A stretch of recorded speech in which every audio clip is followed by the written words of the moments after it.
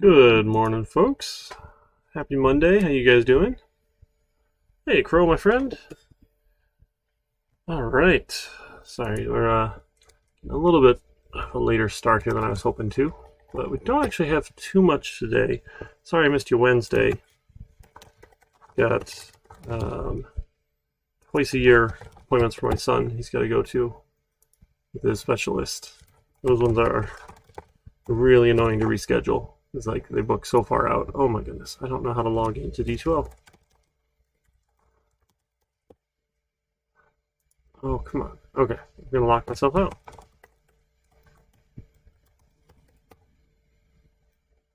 There we go. I just have to slow down and type that password.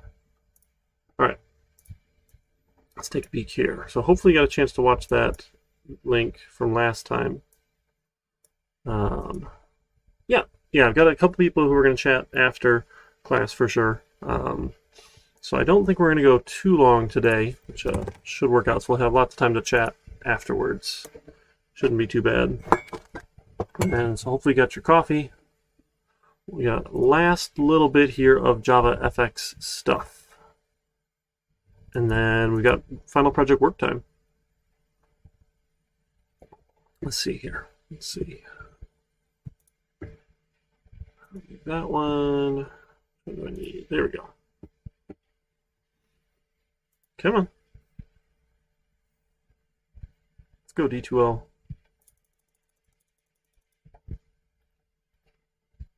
Yep, that's it. I don't think we'll have anything for Wednesday. I think we can cover the rest of it today. So I want to show you what we've done so far is all with JavaFX ML and Scene Builder, which I think is a great way to get some of this stuff done here. But I do want to show you there is one other method we can use. We'll call this JavaFX Fine. How about via code, because that sounds more fancy. Hector, my friend, thank you so much for cheering those bits and donating to the Student Scholarship Fund over at the University of Michigan Dearborn College of Engineering and Computer Science. We're actually close to another payout, because Twitch only does it in $100 units, so that's so awesome. Hey, Malik, how you doing today? Malik or sub? All right, so we'll start up a via code. So I like using Scene Builder, especially as an intro to JavaFX, but you don't have to use JavaFXML and Scene Builder, which is actually kind of cool. So you can generate all of that stuff via code, and you don't need to have all this separate anything happening. Now, I like separating it. I think that it is an easier way to kind of think about, okay, I've got code that manages my controller, right? So this is what's going to respond to buttons, but we don't have to do it this route. So I'm going to come in here, I'm going to whack the fxml file. Oh, I didn't want save delete, but that's fine. Hang on, not save delete, because it says, oh, hey, you're using this somewhere. So I don't need to do save delete. We'll just get rid of it. We'll get rid of the controller. Oh, I lost a letter there. That's interesting with the delete option. We'll delete this one here, and we'll delete most of that stuff here. Good morning, David. All right. So what we can do instead, so we need to give the scene something inside of here. And it needs to know what is the parent going to be for that scene. So when we start our application, we just want to make some objects here, and then we can drop them in. So give me 1 second. I gotta go grab this link here.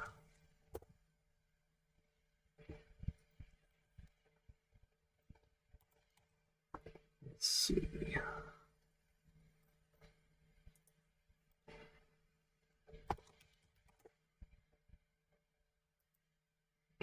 Sorry. Let's see. This one.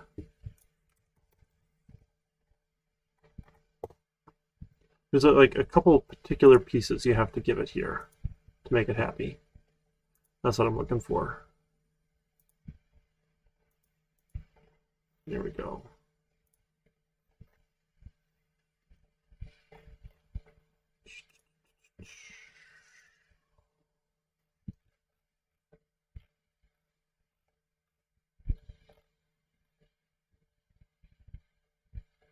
There we go. Okay, so we can start with some sort of way to put things in. So I'm going to make this VBox here. VBox, let's call it VBox, equals a new VBox. And then we can add a reference for this one. Import the class. There we go. And then I can add some items here. So let me grab, how about, so I'm going to put the VBox inside of the scene here. And then in the VBox, we can add in some stuff. So I can add in a button, button equals a new button. And we'll say, click me is the name of the button, or the text showing on the button. Import the class. And then we need a label. Label equals a new label. I don't think it needs any text yet. Import the class. And we have to take the VBox. We want to add, we want to get the children here. And we want to add the button. And we want to take the VBox. We want to get the children. And we want to add the label. Crow, you did so good at your SQL stuff last time, my friend, didn't you? So you can generate all of these things with code here, not using the fxml stuff that we were doing before. So I can say, okay, instead of giving it a nice little XML document or using Scene Builder to give me some drag and drop stuff, you can create all of these objects here in code that do the exact same thing, essentially, here. And what's nice about doing it in code is that if you want a bunch of buttons, you can add a bunch of buttons. Crow, your life hack? No, no. Well, so if we're only just going to do something with them once, we can put them here. This is the quick example, and we'll kind of expand on it here in a second. But we should be able to run this. Let's go to a build and a run. Now the button won't do anything yet, right? We don't have a controller for it. Yeah, we're going to have to go do that in a second here.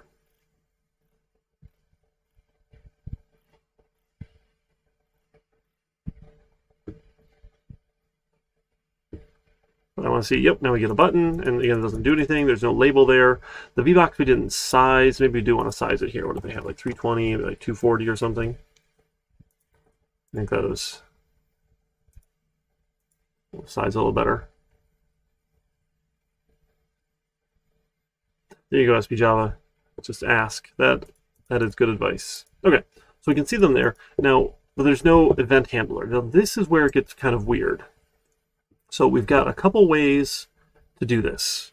Now there is what's known as the anonymous inner class. So I can write a whole separate class here. It's not public. You only get one public class per file, but you could have an inner class. We'll call this my button handler. And we'll say it implements event handler given an action event. And this is why I don't like to do these. I think it's a big pain here. Start some curly braces. Not a fan here. Import the class. And then we add an override. And we say, okay, here's our method, public void handle, given an action event. Call it an event. We haven't really got to interfaces here, so this doesn't make a whole lot of sense yet. Don't worry about it. This is the ugly way here.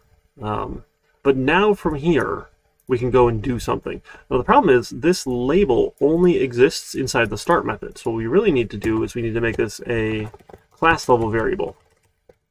So I have access to it everywhere in the class. So now it's a class level variable. I can set values to it. So I can say label.setText hello world. So now I have this anonymous inner class. I'm sorry, not even anonymous. I have a private inner class here. So this is our private inner class. So it only is accessible inside of our hello application code here. But then I can take my button and I can say button.add event handler, and I'm going to give it a new button handler.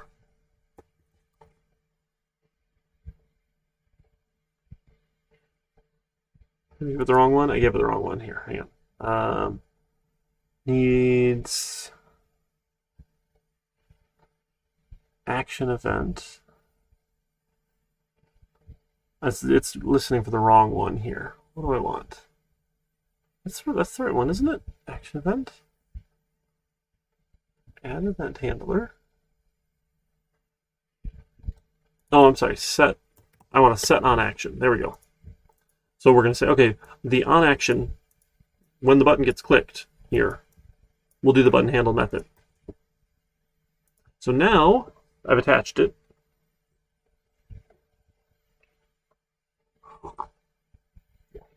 And I can set the text of the label. Very exciting. We'll say hello world from private inner class.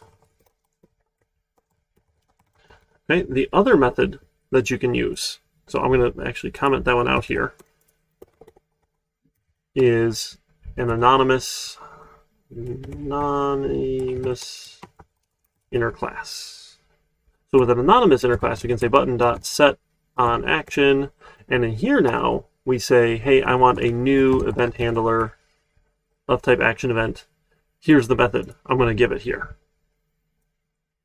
So instead of defining a whole class, we put it essentially in line here from anonymous inner class. Now the downside with this one is you can only assign it to one button. The upside of this one here is more than one button can be given this event handler. right? So more than one button can use this sort of thing here. Once you're doing it in line here, you can't. But it's not the end of the world here. Excuse me. So now we should get hello world from anonymous inner class when it runs. We see hello world from anonymous inner class. Okay, looking okay so far. The last way we can do this here, and actually let's comment all of that out, here is with a lambda notation, or a lambda expression. Now, don't worry too much about this. I just want you to know that this works. So we're going to say set on action here, and then you say this little arrow notation. Label.set text, hello world from lambda expression. And now this gets a little ugly here as well. And actually, those ones are optional too, which is kind of funny. It's some weird looking syntax. This doesn't even look like Java at this point because there's no curly braces, there's no semicolons. Weird. Well, we'll say what, but this one ought to work too. So you can control all that in code if you want to. Was kind of the idea here. Hello from lambda expression. So this one also has the same downside as it can't be shared. Right? It does the exact same thing, or does it once, right? You don't have the same code here. Now, if you want, you can write a method to share it. So it's not the end of the world here. And I like them that they're more concise than this stuff here. These ones, the anonymous inner classes, were pretty popular, but they're still almost just as verbose as the private inner class. You save a little bit of typing here, but Lambda's the newer way that everyone's moving. So you can do other cool things with Lambda notations too. You'll get into that in 2151 if you take that course. So, and I did have a note, if anyone is moving on in the summer and taking data structures, 2353, we had to do a little schedule reorganizing to make sure all of the classes were covered. So Dr. Baugh is going to be doing both the 2151 Object-Oriented Programming in Java and 2353 Data Structures courses over the summer. So I was going to do the Data Structures course, but we had to swap that one to make sure we could cover all of our summer classes. So apologies if you're going to take that one. If you can wait to take Data Structures until after you've taken 2151 Object-Oriented Programming, you'll be in better shape. The only prereq is 1500. You don't need the other class, but it'll help make some of that sense, make some of that stuff make a little bit more sense. It's not necessary, but a little more practice is good too there. So got some ideas there. All right, so that is doing this in code. Now the other interesting thing here is we can do even more with it. I don't want to get into too much here, but what we can do is instead of like just setting some text here, I can take my VBox and I can add another child, or get children dot add, and I can say, hey, I want to add some new stuff here. Let's add a new button. And how about we keep an int counter here? So we'll have an int, I don't know, button count equals 1, and then we'll say button number. And then we'll append in there the button count plus plus. So every time we click this button, we're going to add a new button. Now again, this is a little silly here because we can't add any event handlers to those, but I just want to show you like you can kind of build out UIs dynamically when you're doing it in code here. That's harder to do in Zine Builder. Not impossible, but a little harder to do. Right? So now I can say, hey, I've got some buttons. And again, this is a little bit of a silly example, but you can have some fun with dynamically building out your UI, which is harder to do in Scene Builder. That's one of the things you can use the layouts for, because those layouts, right, as we add more buttons, will kind of just flow really nicely here, which is fun. Okay, so I think that'll get us through, where'd my book go? There it is. Everything from chapter 17. Let's make sure. And that is actually the last chapter we're going to cover. Make sure this is, there we go.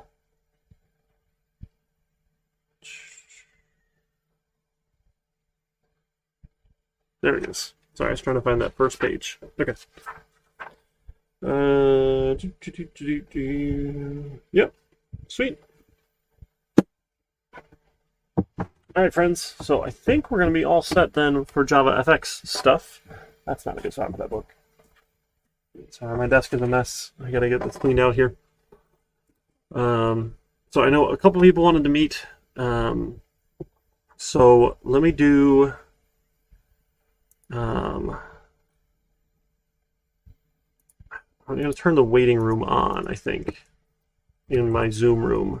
Because that way we can kind of meet one at a time here. So if you want to meet up, it's the usual Zoom link here. I hate this one here.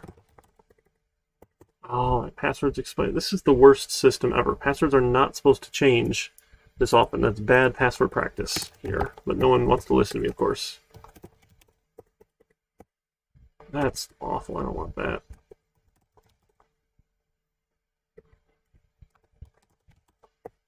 See if it'll let me do this one. Can't be one of the last 3 passwords I use. Nice. I'll just change the number at the end here, right? That's what you do. That's normal. Hate this system. All right, sweet. We'll do that usual one. I just need to turn on the waiting room here. There we go, waiting room. Okay.